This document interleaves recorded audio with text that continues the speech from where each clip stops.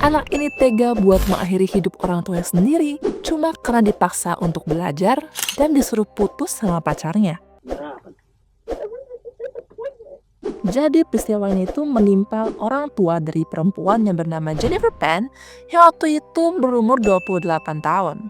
Orang tua Jennifer ini pengungsi dari Vietnam dan tinggal di Kanada. Dan mereka itu benar-benar ngehatiin banget sama yang namanya pendidikan.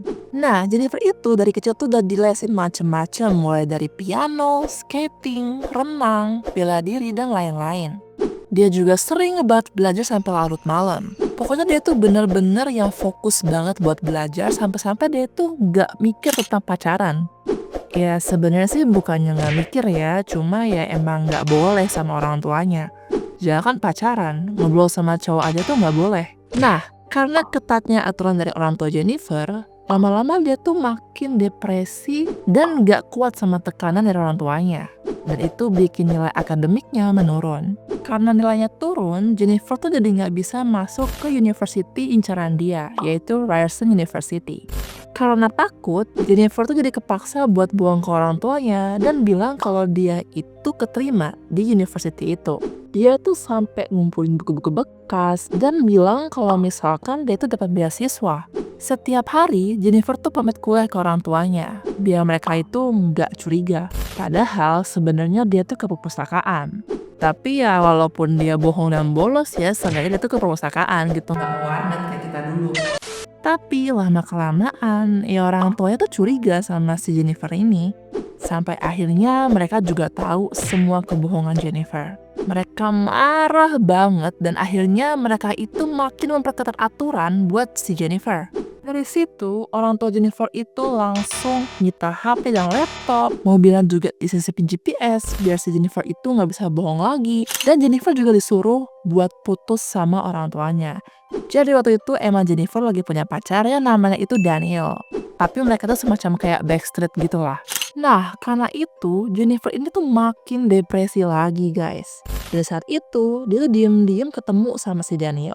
Nah, dia itu langsung curhat sama Daniel. Dia tuh bilang kayak, aduh, gue tuh udah gak kuat lagi sama tekanan ini. Gue udah stres banget. Karena masih sayang, Daniel tuh ya kayak kasihan sama Jennifer. Dia tuh bilang ke Jennifer kayak, oh, kenapa kita gak sewa orang aja buat kasih pelajaran ke orang tua kamu? Siapa tahu orang tua kamu itu bakal berubah. Terus Jennifer tuh bukan nolak tapi malah kayak, oh, oke, kita gas aja. Ya udah tuh, akhirnya Daniel tuh ngasih HP baru ke Jennifer biar dia tuh bisa komunikasi sama seseorang bernama Lanford, yang dia tuh juga temennya Daniel. Akhirnya mereka tuh mulai susun rencana dari A sampai B. Tapi lama-kelamaan kok rencananya malah tambah ekstrim ya. Mereka itu malah rencanain pembunuhan.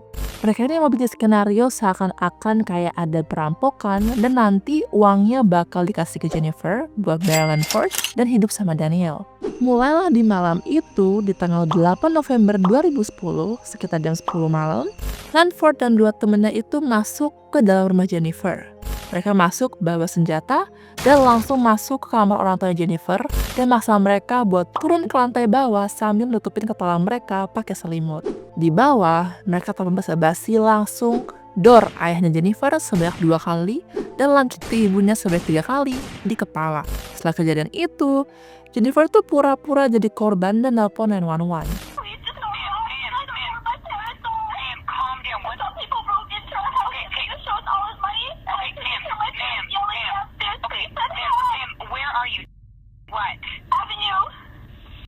Avenue Road.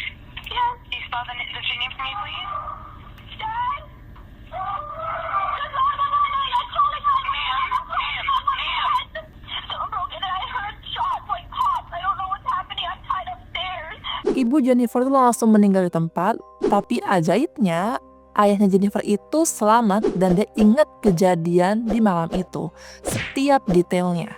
Tapi sayangnya dia tuh sempat koma. Jadi abis itu sang ayah pun sadar dari koma.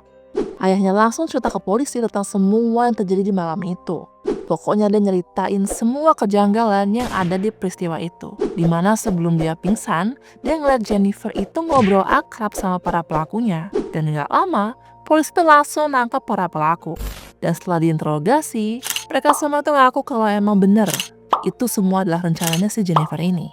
Dan akhirnya Jennifer pun ditangkap. Tapi ya guys, kan ada sidang pengadilan tuh di mana Jennifer itu dijatuhin vonis hukuman penjara seumur hidup.